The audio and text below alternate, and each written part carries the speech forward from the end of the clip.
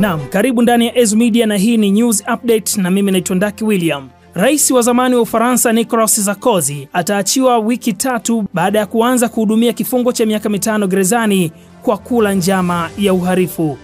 Sarkozy atakuwa chini ya uangalizi mkali wa mahakama na kuzuiwa kuondoka Ufaransa kwa muda wote huo ambapo atakuwa akitumikia kifungo hicho. Tarehe 21 Oktoba, rais huyo wa zamani wa mrengo wa kulia mwenye umri wa miaka 70 alihukumiwa kifungo cha miaka 5 kwa kula njama ya kufadhili kampeni yake ya uchaguzi wa mwaka 2007 kwa pesa kutoka kwa kiongozi wa zamani wa Libya Muammar Gaddafi. Mawakili wake waliwasilisha ombi la kutaka achiliwe wakisubiri kesi ya rufaa itakayosikilizwa mwezi Machi mwakani. Sarkozy huenda akaachiliwa kutoka gerezani Jumatatu jioni. Akiongea na mahakama mjini Paris kwa njia ya video, Sarkozy alieleza muda wake katika kifungo cha upweke kama uchungu na ndoto mbaya. Mwendesha mashtaka wa umma Damien Brunet amependekeza kwamba ombi la Sarkozy la kuachiliwa likubaliwe, lakini rais huyo wa zamani apigwe marufuku kuwasiliana na mashahidi. Sarkozy amekuwa akikana kufanya kosa lolote.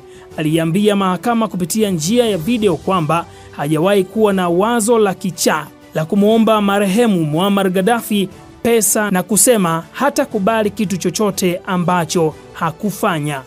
Unafikiri Sarkozy atachomoka katika tuhuma hizi nzito? Majibu unayo, tuwekee kwenye comment hapo chini. TikToker anayetuhumiwa kusaidia jeshi la Mali amekamatwa na kuuawa na watu wanaoshukiwa kuwa wanamgambo wenye itikadi kali za kidini. Mariam Cisse mwenye umri wa miaka 20 aliyekuwa na wafuasi zaidi ya 100,000 huko TikTok alichapisha video kuhusu maisha katika mji aliozaliwa wa Tonka katika eneo la kaskazini la Timbuktu, na mara nyingi alionyesha kuunga mkono jeshi la nchi hiyo. Kifo chake kimeshtua taifa ambalo limekuwa likipambana na wanamgambo wa kijihadi tangu mwaka 2012. Televisheni ya serikali imesema TikToker huyo alitaka kukuza jamii yake na kuunga mkono jeshi kupitia machapisho yake ya TikTok. Mali inakabiliwa na uhaba wa mafuta kufuatia kizuizi kilichowekwa na makundi ya wanamgambo ambayo yamewatatiza maisha ya kila siku nchini humo, huku Umoja wa Afrika ukieleza wasiwasi wake kuhusu hali ya kiuchumi na kijamii nchini humo. Cisse alikamatwa na watu wanaoshukiwa kuwa wanamgambo alipokuwa akitembea moja kwa moja kutoka sokoni katika mji jirani ambapo kituo cha redio cha Ufaransa RFI kiliripoti.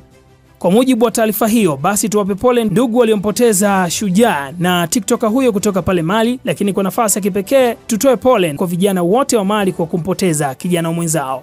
Binti wa rais wa zamani wa Afrika Kusini Jacob Zuma amekanusha mashtaka yanayohusiana na ugaidi yaliyowasilishwa mahakamani dhidi yake mjini Durban.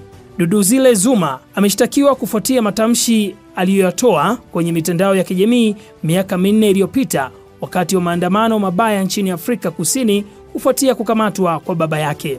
Machafuko yalikumba maeneo kadhaa ya nchi hiyo mnamo Julai mwaka 2021 na alisababisha vifo vya takriban watu 300 na uharibifu wa mali ya thamani ya takriban dola bilioni 2.8 za Kimarekani.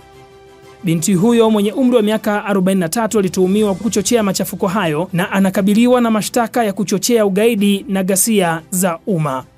Maandamano hayo yalifanyika katika majimbo ya Gauteng na KwaZulu-Natal baada ya rais huyo wa zamani kukamatwa kwa kutotii amri ya mahakama iliyomtaka kutoa ushahidi wake katika uchaguzi kwa tuhuma za ufisadi alipokuwa madarakani. Binti Zuma amekuwa akikana mashtaka dhidi yake huku wakili wake akiitaja kesi ya serikali kuwa dhaifu. Nini maoni yako? Unafikiri Binti Zuma atachomoka kwenye kesi hii wakati ushahidi upo? Au unatazamia kesi hii italeta mlengo gani na picha gani mpya kwa viongozi wa Afrika? Weka komenti yako hapo.